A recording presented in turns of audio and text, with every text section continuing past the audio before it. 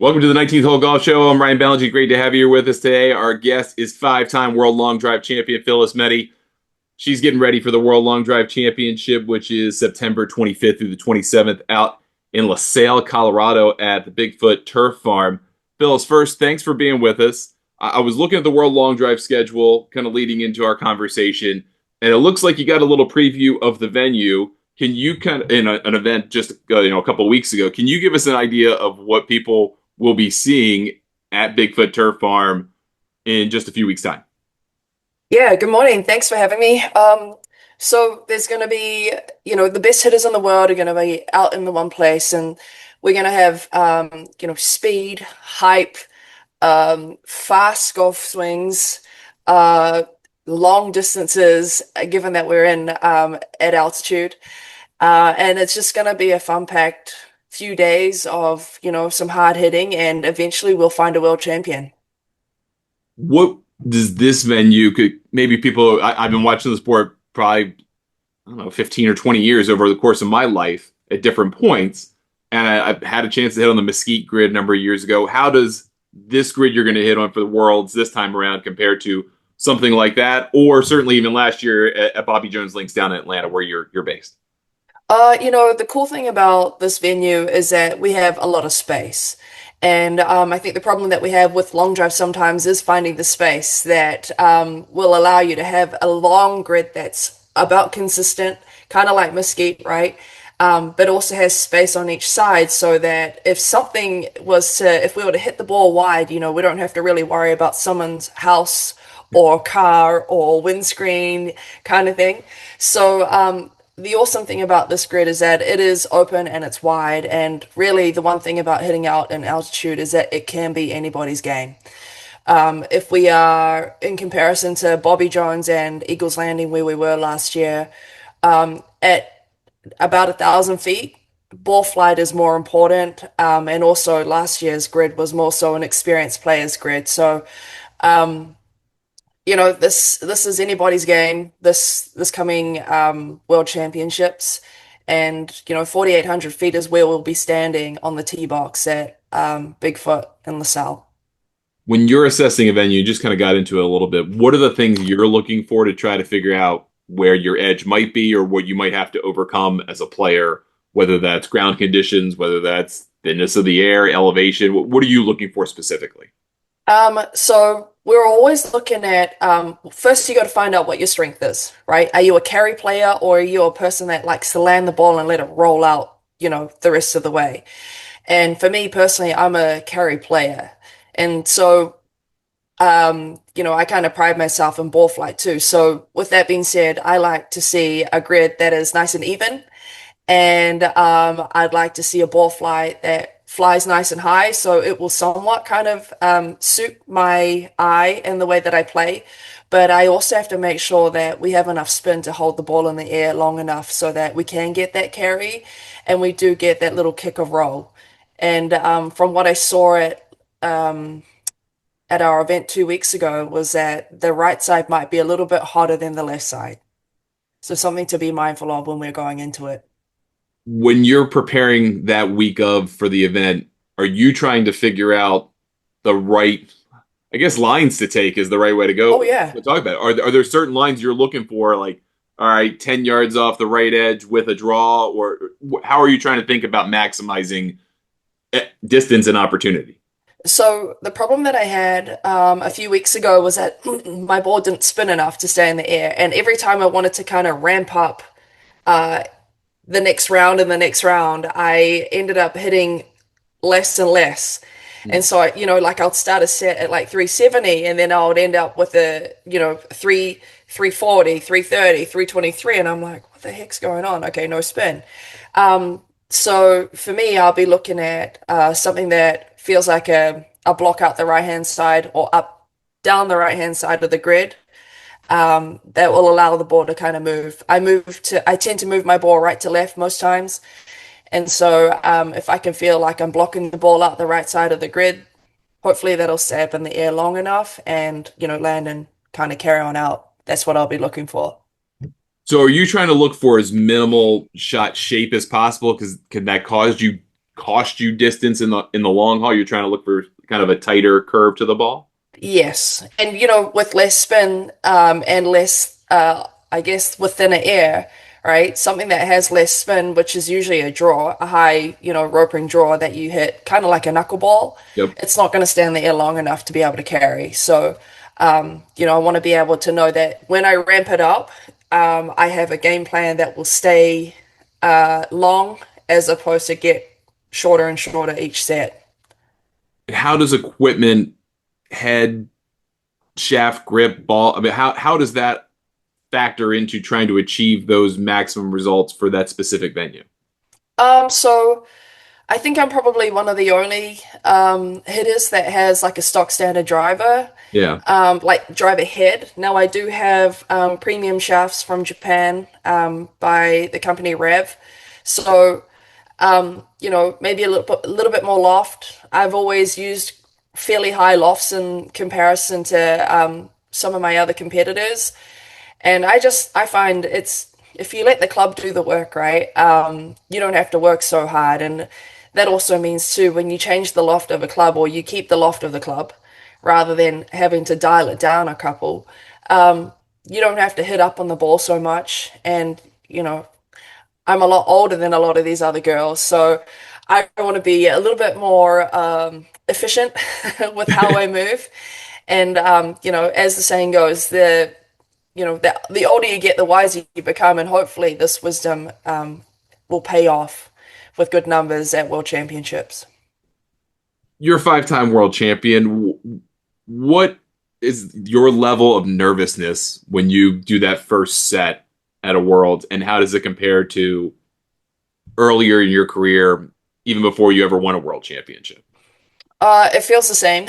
It's nerve-wracking each time. If you don't care, it probably means it's time to hang up the golf clubs. Mm. But I still get those nerves. If I think 2024 versus 2006, I still got the nerves like that 19-year-old girl that teed it up for the first time at World Championships in Mesquite, Nevada back then. And it also, to me, it also kind of just it tells me how much respect I have, not just for my other competitors, but also for the organizers of the event, the tour, and I think just kind of for my craft. So I still get the nerves. I'm grateful to say I've done it quite a few times, and I love being able to get up on the tee box next to the other girls and just give it what I've got. Do you feel like you manage that whatever internal feeling you have differently or better over the years? Is that kind of part of the secret of being a five-time champion, or do you just kind of handle it, just kind of let it exist? I let it exist, but I also there has to be like an element of acceptance that you take up on the tee box. Okay, accept that something might go wrong, accept that your ball might not stand on the tee, so you have to kind of change it up, but also accept like if on the driving range you're playing a draw and you're practicing this and that, and you get up on the tee box and all of a sudden you have a fade, you're like, well, I'm not going to go looking for that draw. What I am going to do is if I'm hitting two of these, I'm going to hit the rest of them like this. So just kind of adjust. And so I think that's first few times in my career on the long drive tee, I kind of went looking. I had something and then went looking for something else. I think the wisdom's kind of just taught me to like go with what you've got and give it all you have. All right, so let's just assess the competition that you're going to be facing in just a few weeks' time. Number two in the world right now. Can you kind of give people who may not be familiar with the sport the lay of the land of who you see as the biggest competition for this title, other than yourself, of course? You know what? Some of the girls have been hitting the ball really well this season. I didn't compete. We had three events leading up to World Championships. I missed the one in the middle. But you've got your Monica Living, who's the local legend in the area. She's new, but she's won quite a few tour events. Kelly Rodney, who's kind of like a vet like me, but she's still new to the sport. She's swinging it like hell at the moment, which is awesome. She's always a contender to look out for. But I believe that we'll be missing one of our long hitters, Mai Disha, who is like such an athlete, swings the club so quick. Um, but she's going to be back home in Thailand at an interview for a new visa, which will allow her to be in the United States longer. So her long drive career isn't short. It's going to be a nice long one. She's nice and strong, and she's a great athlete. I look forward to seeing her in the future, like kind of take over. And I'd like that to happen. But we also have quite a few girls from Europe and in Florida that always sit in the top eight and are just waiting for their turn to get to the top four. Cassandra Meyer, she's always a great competitor. Um, who would I look out for? I think Monica's on her way. If she can hit the grid and she can find a ball flight that suits her, I think she'll have a good chance. If you're trying to kind of figure out a type archetypes of different long drivers, are there kind of players that kind of fit in different categories? All right, they hit the grid a lot, and so they can might kill you with consistency. They might hit 4 out of 6 in the grid kind of thing, versus someone who can just go nuclear and they just need one good swing to beat you. How are kind of the different types of players you're going to face? What does that look like? You have players like Anna Drehos who will like who will hit 6 out of 6, right? Okay. And she sits kind of like on the high end of the middle of the pack. Mhm. And so, you have a bad set against Anna, she's not going to miss the grid. You've lost a match. And then you have someone like Cassandra who will put out a ball here and there, and you're like, whoa, where did that come from? And I think sometimes because she's still on her speed journey, she surprises herself too. Um, but I think, earlier this year, I lost to Monica in the semi-final in Mesquite. I got six balled by her, and I lost to a great number on that grid. And so, I think she missed the grid. She missed the grid five out of five, and she was going with her last golf ball, and she 350'd me. So, you know what? Monica's that person. I'm probably that person too that may have like a rogue set in the competition that could potentially hit a six ball and beat everybody else on the tee box. Um, yeah, I think the one to look out for though, in terms of like killing you with consistency, would be Anna and Cassandra. What do you look for more in a world championship situation where maybe the nerves are ratcheted up? I mean, it's obviously a big deal to everybody competing. Is consistency something you want to look for in kind of the early rounds just to make sure you survive in advance, and then you kind of pick up the pace as you go, or how do you kind of progress your way through the tournament? You're always looking for good contact. Well, I am. I'm always looking for good contact. I know that there are a lot of other players that look for speed, and the guys are always looking for speed. Like, if I can get this 160 swing, down the grid, it's going to be long.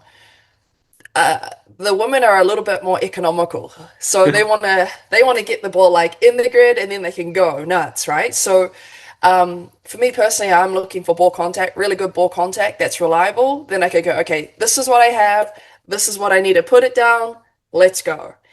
And if we always have a plan of or a strategy of how you hit your six golf balls.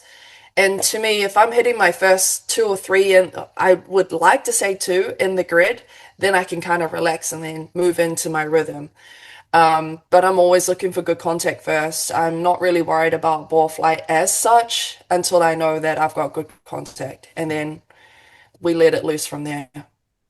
Is that kind of how most competitors pace their set of six? Hey, let's get a couple in and then we can go nuts? Or are there people who are just to the wall, all 6 balls? The guys all to the wall, and they hope they get one ball. Watching them practice, they're like, "Oh, that's a good one," right? But Yeah. never once do they go, "Oh, I'm going to hit the grid first." They go, "All right, let me see if I can smash this." The girls, I'm fairly certain. The personalities that I know of the girls, I'm fairly certain they go, "Okay, let's get one in," and then like give it hell the rest of the way. Yeah. But until that one ball's in the grid, you just never know. And then there's, when you get to like balls three, four, and five, I've noticed through watching a lot of the women compete, there's like an ounce of panic, and that's kind of the worst thing that you want to do in a situation where you need to rely on everything here that you've got to be able to get that ball moving down that grid. Once the panic sets in, it becomes frantic, and here and there they start missing the grid. They, you know, um, mishit the golf ball. It doesn't have enough spin, or it has too much spin, and it ends up, kind of wavering off to the out of the grid. This grid's going to be wide, so missing the grid shouldn't be that easy. Hmm. But it's just, the fact that you're on the time clock, you're at World Championships, and you've got three other women who are wanting to beat you on the tee box at the same time as you. Is there a when panic occasionally sets in for a player, does that mean that they kind of tense up their grip? I mean, kind of what a Oh recreational yeah. golfer do, tense up their grip. It's the exact opposite of what you want to do, and Yeah. it kind of constricts your body, and then you knock off distance and have less than optimal conditions. Is Yep. that kind of what sets in at that point? Yes, the shoulders start to come up. They start rushing through their process. They go out of rhythm. Um, and as time is still the same, right? It ticks second by second, right? But those seconds seem to go faster and faster each time you miss the grid with a shot. Then you go, okay, well, I need to hurry up and tee up, and all of a sudden you're in a frantic rush, and it really does kill the rhythm of your swing, which will, it's not always favorable. Is that something that you focused on over the years? Is knowing how to slow it down or make it feel like it's slowing down when everything seems to kind of be going too quickly? It happened to me once, and so I was telling Jonathan yesterday, every world championship that I've been to, bar one, I've made a final. And I've won five out of the 10 that I've been to. This will be my 11th world championship over a 20-year span or 19-year span. But the 2017 semi-final that I lost, I ran out of time. And I don't, for whatever reason, I was so focused on everything and that was like in front of me. I completely forgot about the clock watch. And when I got to my last golf ball, the buzzer went off just before I played my swing, or just before I hit the golf ball, right? And Hmm. if I had been a little bit quicker, I would have beat my friend by like 40 yards to qualify for finals. So, ever since then, I've never run out of time. And if I did only hit five in the set, it's because I was satisfied with my first three. Hmm. So, it was a huge lesson learned. But you know, it I've never really I've never forgotten about the clock. The clock has always been like super important when it comes to competing on the tee box. And, you know, um, be it those seconds go the same way, it's just the way that we see those seconds go by. And at that time on that day, I don't know. My seconds went slower than those seconds. All right, last couple of questions. As you're kind of preparing for this, what does that prep time look like leading into Worlds? Do you try to set aside more time to prepare? Do you try to forget certain things? I mean, what does that look like to get yourself feeling confident you're ready to go? By the time you head out there, you feel like you're pretty well prepared.